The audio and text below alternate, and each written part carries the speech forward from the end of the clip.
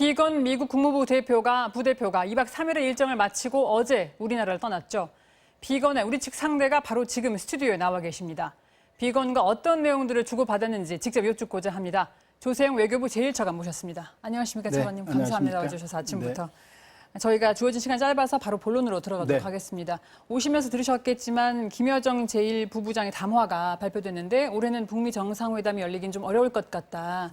트럼프 대통령의 발언과 좀 다른데 어떻게 먼저 보시는지 간단히 말씀 좀 부탁드리겠습니다. 네, 보도에도 있었습니다만 또 모를 일이라고 하면서 여지를 열어놓은 것 거기에 좀 주목을 했고요.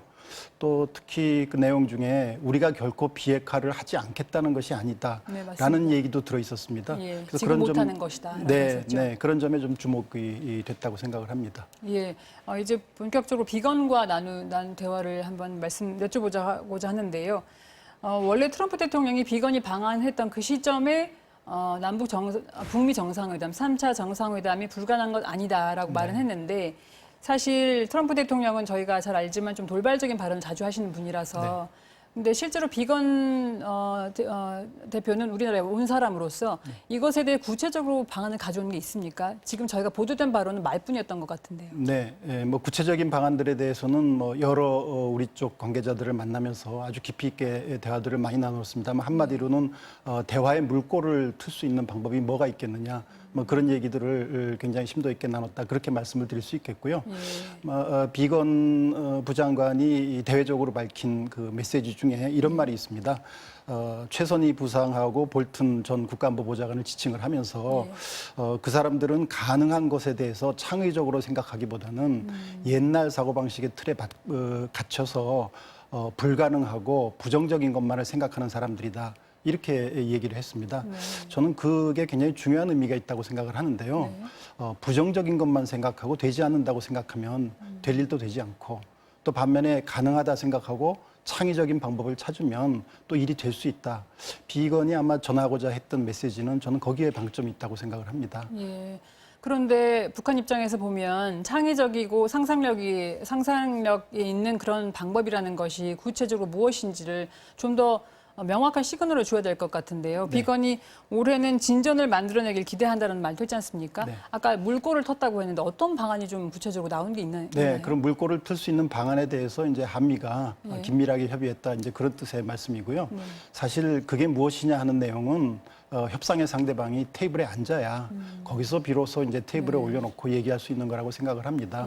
그래서 뭐 비건이 한 얘기에 다시 이제 인용입니다만 대화는 행동으로 이어지지만 행동은 대화 없이는 불가능하다. 이런 얘기를 또 밝혔어요. 그게 오늘 김여정 담화에서도 나온 것처럼 이제는 비핵화 조치 대 제재 해제가 아니라 적대시 정책의 철회 대 북미 협상의 재개다. 이런 말을 또 새롭게 내놨는데요. 그것도 결국 따지고 보면 대화에 대해서 관심이 있다. 저는 또 그렇게도 해석할 수 있지 않을까 보고요. 따라서 지금 비건 대표는 대화의 의지를 강조했고 테이블에 앉기만 하면 유연하게 접근할 수 있다 하는 얘기를 굉장히 강하게 내놓은 거라고 생각합니다. 거기에 대해서 북측도 대화의 문을 완전히 닫은 것은 혹시 아니지 않은가 하는 게 오늘 또 새롭게 그런 재료가 주어졌다는 그런 느낌이 듭니다. 예, 그렇게 생각합니다. 왜냐하면 안 하겠다는 게 아니라 못 하는 거다, 비핵화를. 그런데 북한에서는 중대한 조치가 함께 있어야 한다. 그리고 미국에서는 대화를 하려고 나서주길 바란다. 국민 입장에서는 서로 너네가 먼저 나서라라고 서로 간보는 것 같거든요. 뭐 조건 투쟁 같은 뭐 그런 면이 있는 것 같습니다. 네, 좀 답답한 면이 있습니다. 어쨌든 지금으로서는 기본적인 서로 입장만 확인한 상황이네요. 네. 그럼 다음엔 방위비 분담금 협상을 여쭤보려고 하는데요. 이게 되게 오래된 문제인데 이번에 말씀하시기를 조속한 시일 내에 수용 가능한 결과를 내도록 노력하겠다라고 말씀하셨는데 조속한 시일 내라는 게 올해 트럼프 대통령 재선이 있는데 임기가 끝날 수도 있는데 어떻게 언제 시점을 말씀하시나요? 네, 사실 그 방위비 분담이라는 것이 1년 단위 예산이죠. 그 1년 동안에 들어가는 그 비용에 대해서 분담을 어떻게 할 것이냐. 금년이 벌써 7월입니다. 그러니까 6개월 이상 지난 상황이라서 사실은 뭐 빨리 좀 해결이 되는 것이 좋다는 데 대해서는 뭐 양측이 다 인식을 같이 하고 있습니다. 그래서 뭐 11월 대선도 있겠습니다만 우선은 뭐 6월 지난 시점이기 때문에 가급적 빨리 이 해결을 해서 안보 태세에 지장이 없도록 하자는 게 공통된 인식이고요. 뭐 그런 데 대해서 어떤 방안이 있을 수 있느냐에 대해서 또 깊이 있는 대화들을 많이 나눴습니다. 뭐 결론적으로 말씀을 드리면 어떠한 협상의 결과가 되든 합리적이고 또 공평한, 따라서 우리 국민들께서 납득하실 수 있는 그런 결과를 도출하기 위해서 최선의 노력을 계속하겠다는 그런 말씀을 드리겠습니다. 예, 저희가 보도된 바로는 지난해보다 한 50% 올린 13억 달러, 그러니까 우리 돈으로는 한 1조 5천억 원 정도 말이 나오고 있다고는 보도가 됐습니다만 실제로 구체적인 수치가 나오고 있습니까?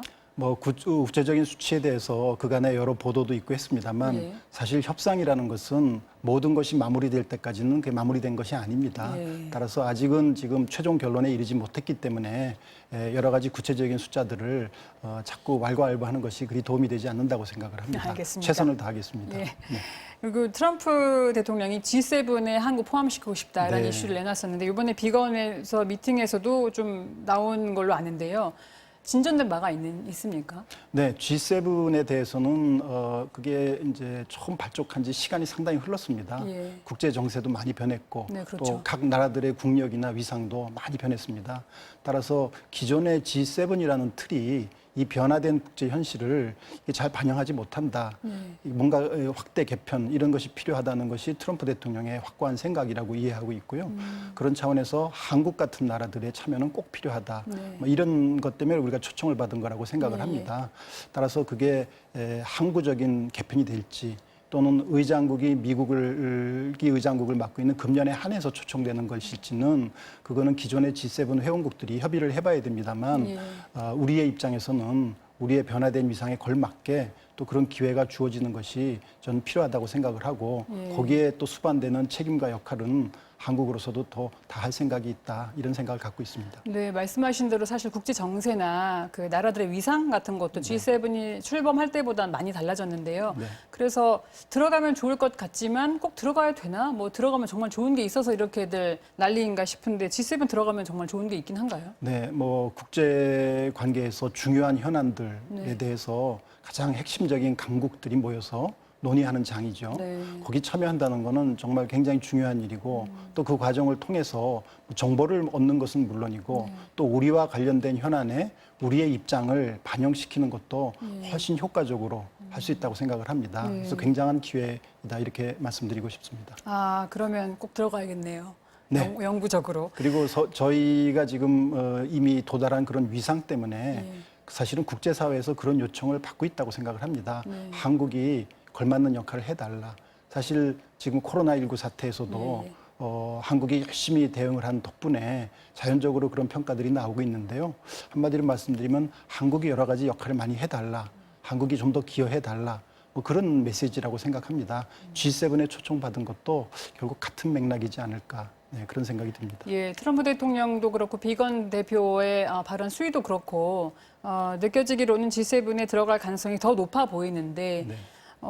일본이 반대를 많이 하고 있지 않습니까? 네. 그리고 제가 뭐 전적으로 믿는 건 아니지만 볼턴 회고록만 봐도 일본이 지속적으로 저희의 어떤 이슈들에 방해를 해왔다고 하는 그런 말들이 있는데 혹시 그 현장에서 일하시면서 일본의 영향력이라든지 아니면 나중에라도 그때 일본이 이렇게 간섭을 하려고 했구나라는 걸 느끼신 적이 있으신지 궁금한데요. 네, 지금 말씀하신 대로 그 볼턴 회고록에 관련된 부분들 저도 아주 흥미롭게 읽었습니다. 예. 근데 저도 외교 현장에서 질문 주신 대로 그런 경험이 있느냐에 대해서는 뭐 여러 가지 다양한 경험을 했다라는 정도의 말씀만 드리는 게 모범 답안일 것 같고요. 네네.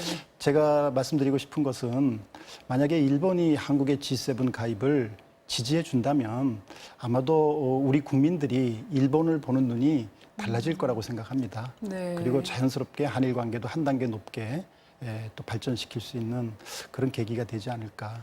예, 다양한 경험을 했다는 거에서 많은 의미가 함축되어 있는 것 같은데요. 말씀하신 대로 일본이 그렇게 전향적으로 나오면 인식이 바뀌긴 할 텐데 단시간 내에 있을 것 같지는 않습니다. 네. 오늘 아침부터 나와주셔서 정말 감사드리고요. 또 뵙기를 바라겠습니다. 고맙습니다. 네, 고맙습니다.